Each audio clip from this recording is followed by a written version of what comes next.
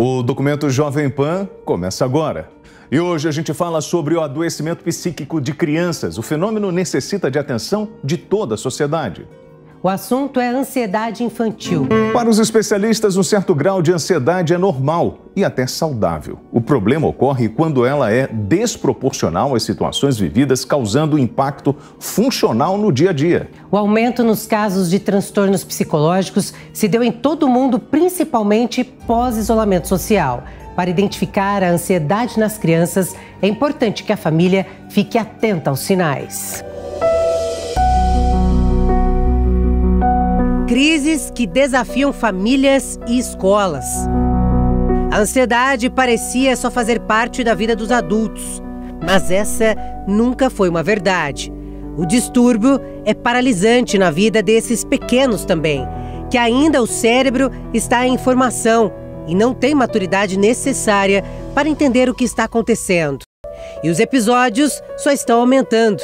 1 em cada 4 crianças e adolescentes ouvidos em um estudo da Faculdade de Medicina da Universidade de São Paulo apresentou ansiedade e depressão durante a pandemia com níveis clínicos, ou seja, com necessidade de intervenção de especialistas. Uma crise de ansiedade em alunos do Recife acendeu alerta para cuidados com a saúde mental. O caso aconteceu na escola de referência em ensino médio, a Geo Magalhães, em Casa Amarela, na Zona Norte. O SAMU informou que os estudantes apresentaram sudorose e saturação baixa. As imagens mostram vários alunos no chão, alguns deitados e outros sentados, sendo amparados por profissionais da saúde e por outros amigos.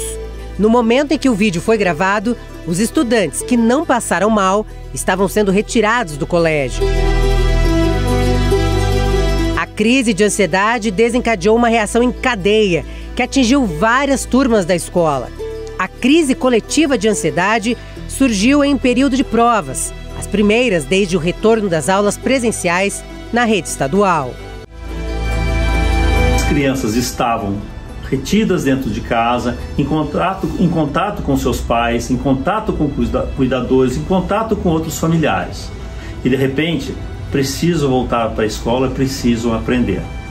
Olha só, essa criança ou esse adolescente, ele é retirado novamente da escola, ele perdeu durante um bom tempo contato com amigos e colegas e eventualmente ele vai ter algum medo, vai ter alguma angústia e vai ter uma ansiedade porque tudo tem que recomeçar de novo. Esse episódio já está nas estatísticas.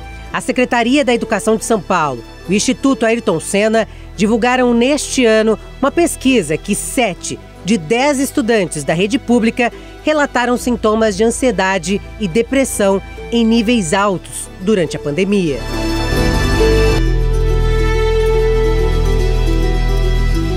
E um levantamento coordenado pela Universidade de Calgary, do Canadá, estima que 1 em cada 4 jovens tem sintomas de depressão elevados e 1 em cada 5 apresenta sintomas de ansiedade devido à Covid-19.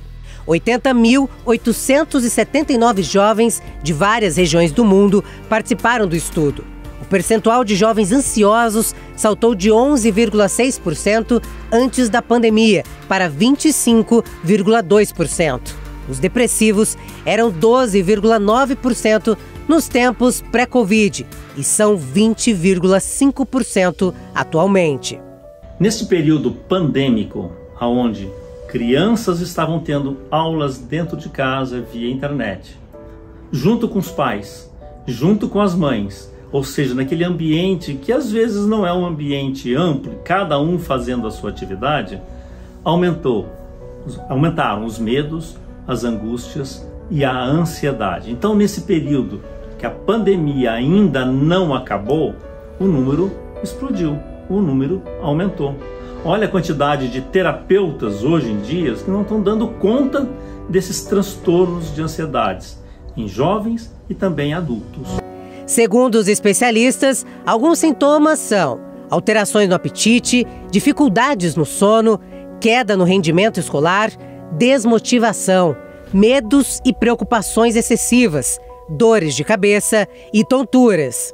Toda criança tem medo, angústia e ansiedade, como também tem os adolescentes. Isso faz parte da reação universal humana. O grande problema é quando isso vai além, quando isso transborda. Aí nós damos o nome de transtorno, e isso vai levar a uma ansiedade. A ansiedade é a soma desses sintomas, dessas queixas, que acomete as crianças ou adolescentes, acomete mais as meninas do que os meninos. Tá? Então, isso vai levar a essa doença que chama-se transtorno de ansiedade. A forma com que a criança é tratada dentro de casa também traz consequências emocionais para o dia a dia, e a ansiedade é uma delas. Os médicos destacam que um certo grau de ansiedade é normal e até saudável. Ela é uma reação emocional esperada diante de diversas situações. E a ansiedade é importante para a sobrevivência. É o que alerta o cérebro e nos faz agir diante de um perigo. Esse transtorno de ansiedade existem várias causas, ou seja, são vários fatores. Um dos fatores é a vulnerabilidade genética. É aquela predisposição, se um pai tem, o filho pode ter. Se uma mãe tem, a filha também pode ter. Nas relações familiares, é um outro fator, hoje elas estão pouco qualitativas. E existe uma cobrança, existe às vezes uma falta de espaço no ambiente familiar, principalmente em pessoas carentes. Existem aquelas características temperamentais, onde existe pouco controle dos pais sobre a criança, falta aquela educação mais formal. E também temos os acontecimentos da vida que são causas de medo, angústia e ansiedade. São o estresse que nós vivemos.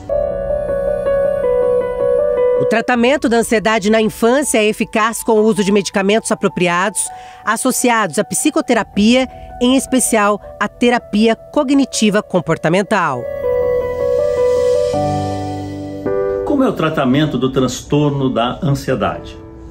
Ele geralmente é um tratamento multimodal, que inclui psicoterapia, uma educação familiar, uma intervenção do terapeuta com a criança e eventualmente com a família, e aí entra o médico quando precisa fazer medicação, que nós chamamos de psicofarmacologia pediátrica. Existem o tratamento principal, aquele que a gente começa, que é o tratamento cognitivo comportamental. Ele geralmente ou é sozinho ou é associado com alguma medicação. E existem várias medicações, o que nós chamamos inibidores de recaptação de serotonina. Então, o tratamento, a terapia cognitivo-comportamental e a medicação são os mais eficazes. Mas não significa que tudo isso é a panaceia, é o que resolve. Existem tratamentos que são realizados que em torno de 20 a 35% não tem seu efeito. Então, sempre fazer um diagnóstico tirando a história com os pais, com os professores e principalmente com a criança. Passar por uma crise não é nada fácil e pode ser extremamente amedrontador. Para quem tem ataques constantes ou convive com pessoas que têm episódios de crise, é fundamental conhecer formas de aliviar os sintomas e acalmar o paciente até que ela se dissipe. Em caso de crise, como devemos nos comportar? Se a crise ocorre na escola, o professor ou os colegas ou diretoras ou neuropedagogos têm que acolher melhor essa criança. Saber um pouquinho de que essa criança tem transtorno de ansiedade e que ela precisa ser acolhida. Não retirando ela dos meios de outros pares, mas acolhendo, tentando acalmá-la. Tá? Se acontece na família, do mesmo jeito, a família fica desesperada, às vezes os pais não sabem que está acontecendo isso, querem levar direto a um pronto-socorro. Acontece com o adulto também.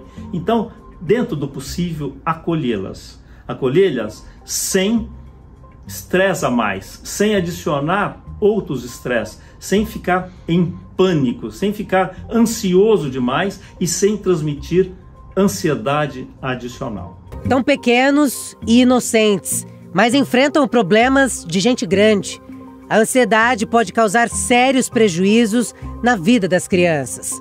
É um sentimento desagradável e marcado por uma combinação complexa de medo, apreensão e preocupação. Por isso, a prevenção é o melhor caminho para um futuro longe de crises emocionais.